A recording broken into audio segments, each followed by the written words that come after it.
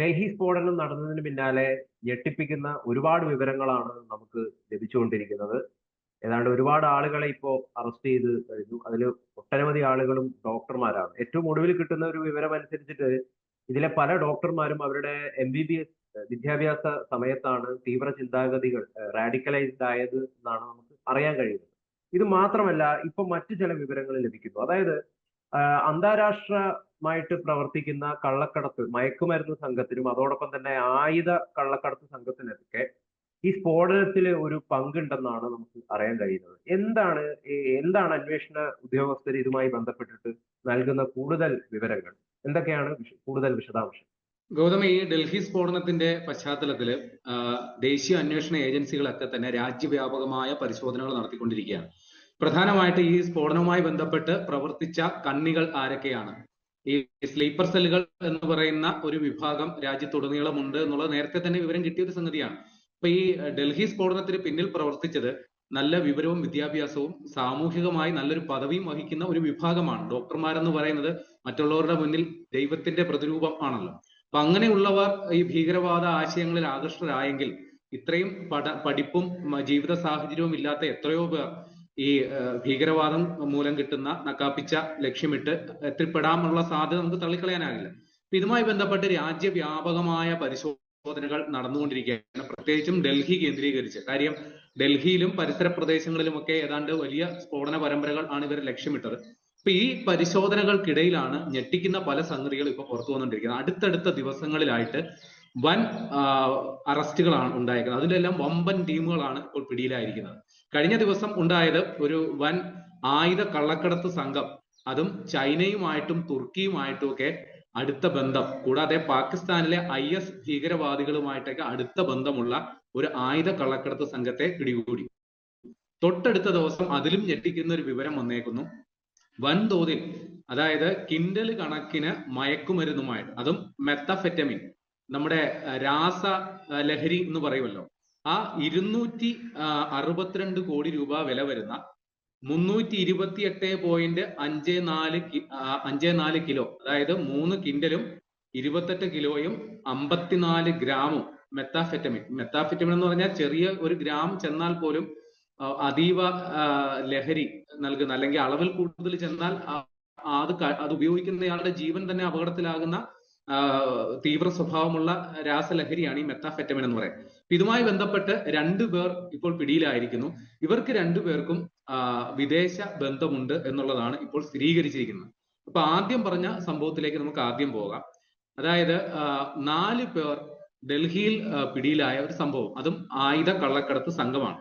അപ്പൊ ഇവർക്ക്, അതായത് ഡൽഹിയിൽ ഞാൻ നേരത്തെ പറഞ്ഞതുപോലെ ഈ സ്ഫോടനവുമായി ബന്ധപ്പെട്ട് രാജ്യവ്യാപകമായ പരിശോധനകൾ നടത്തുന്നതിന്റെ ഭാഗമായി ഡൽഹി രഹസ്യാന്വേഷണ വിഭാഗത്തിന് ഒരു വിവരം കിട്ടി. ഡൽഹിയിലെ രോഹിണി നഗർ എന്ന് പറയുന്ന പ്രദേശത്തേക്ക് ഒരു വെള്ള കളർ 4 വീലറിൽ എന്തോ ആയുധങ്ങൾ കൊണ്ടുവരുന്നുണ്ട് എന്നുള്ളൊരു വിവരം. അപ്പൊ ഇതിന്റെ അടിസ്ഥാനത്തിൽ അവർ പരിശോധന നടത്തിയപ്പോൾ ഈ സംശയാസ്പദമായ രീതിയിൽ ഒരു വെള്ള 4 വീലർ വാഹനം പോലീസ് കണ്ടെടുത്തു. അങ്ങനെ ആ കണ്ടെടുത്ത വാഹനത്തിൽ നിന്ന് 2 പേർ പിടിയിലായി. ഒന്ന് പഞ്ചാബ് സ്വദേശി മൻദീപ് സിംഗ്. ഇദ്ദേഹം ഒരു കൊടും കുറ്റവാളിയാണ്, നിരവധി ക്രിമിനൽ കേസുകളിൽ പ്രതിയാണ്, കൊലപാതക അടക്കമുള്ള കുറ്റങ്ങളിൽ പിടിക്കപ്പെട്ടിട്ടുള്ള ആളാണ്. ഇയാളുടെ കൂട്ടാളി ഒരു ദൽവീന്ദർ കുമാർ. ഇവർ 2 പേരും പഞ്ചാബുകാരാണ്. അപ്പൊ ഇവര് പിടിയിലാകുമ്പോൾ ഇവരുടെ കയ്യിൽ നിന്ന് 8 പുതിയ തോക്കുകൾ, പിസ്റ്റലുകൾ, ഒരു ബോക്സിൽ ഒളിപ്പിച്ച നിലയിൽ 8 തോക്കുകൾ കിട്ടി. കൂടാതെ ആ തോക്കുകൾക്ക് ഉപയോഗിക്കേണ്ട കാട്രിഡ്ജുകൾ, അതായത് ഈ തിരകൾ നിറച്ച ആ ഭാഗം, അത് 84 എണ്ണം പിടികൂടി. അപ്പൊ ഇവരെ കസ്റ്റഡിയിലെടുത്ത് ചോദ്യം ചെയ്തതിന്റെ അടിസ്ഥാനത്തിൽ ഇവരുടെ കൂട്ടാളികളായ UP സ്വദേശികൾ, ഒരു രോഹൻ തോമറും മറ്റൊരു അജയും, അപ്പൊ ഇവർക്ക് ഈ വിദേശ നിർമ്മിത തോക്കുകൾ, അത് ചൈനയും തുർക്കി നിർമ്മിത തോക്കുകളാണ് ഇവരുടെ കയ്യിൽ വരുന്നത്. അപ്പൊ അത് വരുന്ന നെക്സസ് ആണ് നമ്മളെ ഞെട്ടിക്കുന്നത്. കാരണം ഇവർ ബന്ധപ്പെടുന്നത് അമേരിക്കയിലുള്ള ഒരു കക്ഷിയെയാണ്. US സ്വദേശി ജസ എന്നാണ് ഇവര് സംബോധന ചെയ്യുന്നത്. ഈ ജസ്പ്രീതുമായിട്ടാണ് ഇവർ ബന്ധപ്പെടുന്നത്, പണം കൈമാറ്റം അടക്കം ചെയ്യുന്നത്. എന്നിട്ട് പാകിസ്ഥാനിലെ IS ബന്ധമുള്ള ആൾക്കാർ ഈ പറയുന്ന ആയുധങ്ങൾ ഡ്രോൺ മുഖേന നമ്മുടെ അതിർത്തി വഴി കടത്തുന്നു. അതായത് നമ്മുടെ അതിർത്തിയിലെ സുരക്ഷാ സന്നാഹങ്ങളുടെ കണ്ണിൽപ്പെടാത്ത രീതിയിൽ ഡ്രോൺ മുഖേന ഈ ആയുധങ്ങൾ പാകിസ്ഥാനിൽ നിന്ന് കടത്തുന്നത്. അതായത് GPS സംവിധാനത്തിന്റെ സഹായത്തോടെയാണ് ഇവർ ഈ ആയുധങ്ങൾ കടത്തുന്നതും കൈമാറ്റം ചെയ്യുന്നതുമെല്ലാം. ഇപ്പോ റഡാറുകളുടെ കണ്ണിൽ പെടാതിരിക്കാൻ വേണ്ടി വളരെ താഴ്ന്നാണ് ഈ ഡ്രോണുകൾ പറക്കുന്നത്. ചെറിയ അളവിൽ എന്നാൽ വലിയ വിലയുള്ളതും ചെറിയ വലിപ്പമുള്ളതുമായ സംഗതികളാണ് ഇങ്ങനെ ഡ്രോൺ വഴി കടത്തി ഇവർക്ക് നേരത്തെ പറഞ്ഞ സൂചനകളുടെയൊക്കെ അടിസ്ഥാനത്തിൽ GPS സിഗ്നലുകളുടെയൊക്കെ അടിസ്ഥാനത്തിലാണ് ഇവര് ഈ സംഭവങ്ങളൊക്കെ കളക്ട് ചെയ്യുന്നത്. അങ്ങനെ ഈ അന്വേഷണ സംഘങ്ങളുടെ കണ്ണിൽപ്പെടാതിരിക്കാനായിട്ട് ഇവർ ഈ അതിർത്തിയിലുള്ള സ്ഥലങ്ങൾ അങ്ങോട്ടും ഇങ്ങോട്ടും ഒരു സ്ഥലത്ത് നിന്ന് മാത്രമല്ല ഈ ഡ്രോൺ വഴി ഈ സാധനങ്ങൾ ഡെലിവറി എടുക്കുക, പല ഇടങ്ങളിൽ പോയി ഈ ഡ്രോൺ മുഖേന ഈ ആയുധങ്ങൾ വാങ്ങുന്നു എന്നുള്ളതാണ്. ഇപ്പൊ ഈ ഇത്തരത്തിൽ കടത്തിക്കൊണ്ടുവരുന്ന ആയുധങ്ങളെല്ലാം തന്നെ ഡൽഹി, മുംബൈ, ഹരിയാന തുടങ്ങിയ പഞ്ചാബ് അടക്കമുള്ള മേഖലകളിലെ ഈ കൊട്ടേഷൻ ഗുണ്ടാ സംഘങ്ങൾ, അധോലോക സംഘങ്ങളുണ്ടല്ലോ, അവർക്ക് ആയുധങ്ങൾ മറിച്ച് വിൽക്കുകയാണ് ഇവർ ചെയ്തുകൊണ്ടിരിക്കുന്നത്. അപ്പൊ ഈ ആയുധങ്ങൾ ആരൊക്കെ വാങ്ങി, ആരൊക്കെ ഇവരുടെ കൂട്ടാളികളായ എത്ര പേരുണ്ട്, ഇവർ നടത്തിയ ബാങ്കിങ് ഇടപാടുകൾ, ഇവര് ഈ സോഷ്യൽ മീഡിയ ആപ്പുകൾ വഴിയാണ് സംസാരിക്കുന്നതൊക്കെ എൻക്രിപ്റ്റഡ് ആയിട്ടുള്ള.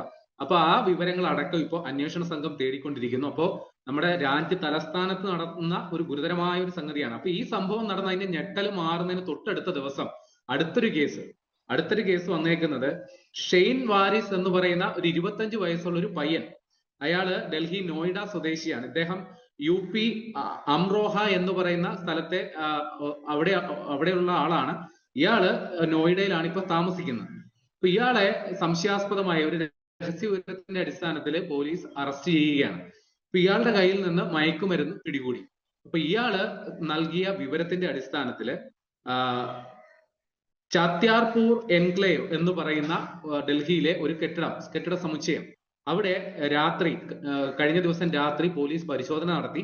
അങ്ങനെ അവിടെ ഒരു താമസ ഇടത്തിൽ നിന്നാണ് ഈ 328.54 കിലോ മെത്തഫെറ്റമിൻ കൂടിയത്. അപ്പൊ ഈ മുറി വാടകയ്ക്ക് എടുത്തേക്കുന്നത് നാഗാലാൻഡ് സ്വദേശിയായ എസ്തർ കിൻമി എന്ന് പറയുന്ന 43 വയസ്സുള്ള ഒരു യുവതിയാണ്.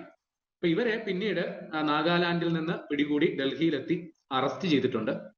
അപ്പൊ ഈ എസ്തർ കിൻമി നൽകിയ വിവരം അനുസരിച്ച് ഇവരും ഈ വിദേശ ഇടപാടാണ്. കാര്യം ഇവര് നൽകുന്ന വിദേശത്തു നിന്ന് കിട്ടുന്ന മരുന്നുകൾ അല്ലെങ്കിൽ മയക്കുമരുന്നുകൾ ഇവര് ഈ ആപ്പുകൾ വഴി, അതായത് വിതരണ ശൃംഖല തന്നെ സൃഷ്ടിച്ചിട്ടുണ്ട്.